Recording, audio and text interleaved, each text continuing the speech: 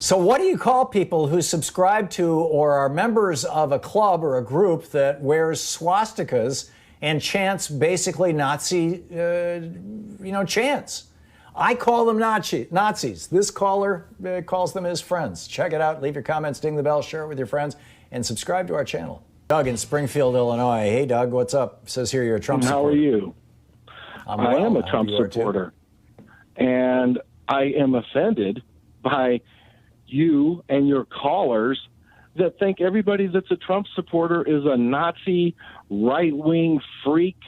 Okay, and the national news, that's all we're made out to be, is a bunch of brain-dead fools that are just fell off the apple cart. I'm from Illinois, okay, and this is the capital of corruption. And have you heard of a guy by the name of Mike Madigan? How do you, Doug, how can you suggest that we shouldn't think of Trump supporters as Nazis when Trump openly praises Trump supporters who are carrying Nazi swastikas? I have, and that right there, I would challenge. I have never, ever seen anything like that. I was at his rally. We saw Nazi swastikas in Charlottesville. We saw them in Lansing, Michigan last week. We saw them in Detroit. We're seeing them all over the country. I think that is in response to being beat down for 3 years ever since the president got elected. I mean, he's had the FBI stacked against him from the Obama administration. They tried to derail him every step of the way. So let me get this straight, Doug. You're saying that when people are beat down, their appropriate response is to become Nazis and wear the Nazi swastika. I have not seen black people doing that, and they've been beat down in this country for hundreds of years. What am I missing? I'm telling you, the Nazi comparison is just out the window. I mean, I am not a frickin' Nazi, pal. Okay, I just don't get it.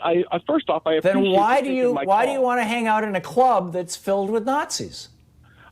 Oh, please! I don't understand this, Doug. 36 million, the 60 million people that elected the president were all Nazis. I told your screen. No, I'm not suggesting that. I'm talking about Trump supporters, not Trump voters. Oh, well, there's not much of a explicitly. Difference. And you're a Trump supporter. You are supporting people. People in your club are Nazis, and I'm not hearing you call them out. I'm not hearing you say get rid of them. I'm not hearing you say those protesters with the swastikas should be put in jail. I'm not hearing any of that, Doug. I'm telling you right now, they are. They're reprehensible. They're lowlifes. They're scum. David Duke. Then why don't you do something about that in your party? Well, I'm from a blue state myself. And my point What does that have to do with anything? Well, why don't you get rid of the Nazis in your own party? And why does your president keep calling them very fine people? He did that one time that I'm aware of. No, he did that 3 days ago. He did it with Charlottesville 2 years ago. He's repeatedly called them very fine people. Well, in fact, he said that Governor Whitmer should be negotiating with people with swastikas on their arms. That is a very, it's a minority, and he literally said that, Doug. He didn't just say it. He also tweeted it. How can you support a guy who supports Nazis? I don't get it. I am not a Nazi supporter. All right, give me a frickin' break.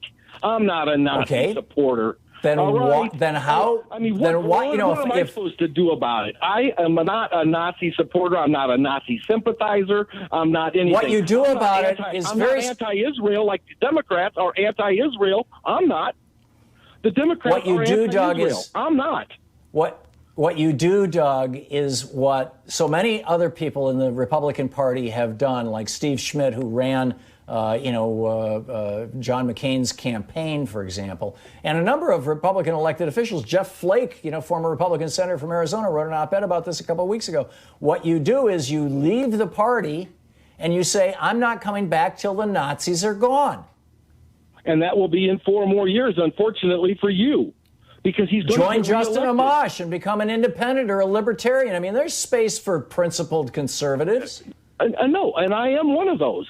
Believe me, I am one of them. And then why are you supporting a guy who supports Nazis? What is he giving you that that you would be missing from somebody like Justin Amash? You have to remember, back in the 2016, our choices were Trump or Clinton, the dirtiest politician that ever walked. I'm not talking about Trump voters, Doug. There were a lot of well-intentioned Trump voters. I know some of them. I'm talking about Trump supporters like you. Well, right, but I'm not a Nazi. Okay, I'm not a Nazi. And well, then again, my question: what is Trump giving you that would cause you to stay in a party and support a man who openly supports Nazis? First, what's in it for you? I disagree with the premise. I disagree with. Is it that he's locking up brown people and their children? I've heard him say more times than you say fine people. Is it that he's? Is it that he's cutting welfare benefits to black people? I mean, what is it that people? Why do people follow Trump? I don't get it. I'll tell you why. Because he speaks his mind. He's not going through a filter. Right. He supports Nazis. Oh, my God. See, this type of talk, where you're coming from with your... Well, he speaks his mind. What specifically does he say that you like? He puts America first, period. That's yes, we're like. First in maternal deaths. We're first in COVID infections. We're first in COVID deaths. You know, what is that? What the hell does America first mean? He's still making his Trump merchandise in China, Doug. His daughter's still making her stuff in China. Well, I will say this. The whole conversation was about Nazis. And his maggot hats are made in China. All of the people that I know from this blue state that voted for the president are not Nazis. And I'm offended by that. Right. Doug, well, I get it, and you're on the record. Thank you very much, and thanks for a civil conversation, Doug. I genuinely appreciate it. We will be back tomorrow. Another interesting day flies by. Keep your eyes open. I'm very concerned that we are looking at the last days of small d democracy in the United States if enough of us don't wake up. And if, good people like Doug, who I believe deep down inside he thinks he's a good person and he's trying to do the right thing, don't start recognizing the cancer in their party and do something about it. Anyhow, we'll see you tomorrow.